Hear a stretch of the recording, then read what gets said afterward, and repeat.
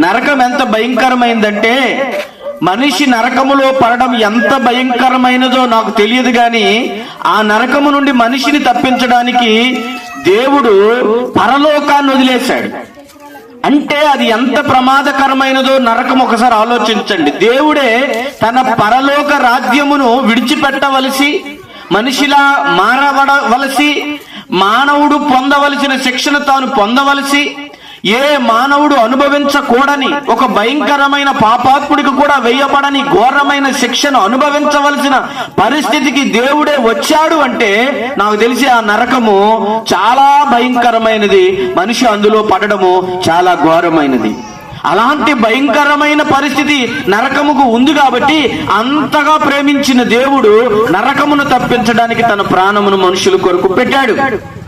ఆ నరకములో మనం మరలా ప్రభుని తెలుసుకొని కూడా పడటం అనేది చాలా ఘోరమైన పరిస్థితి అండి.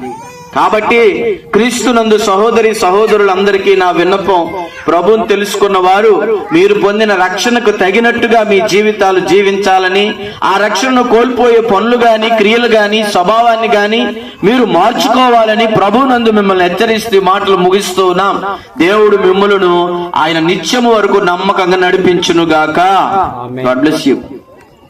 నరక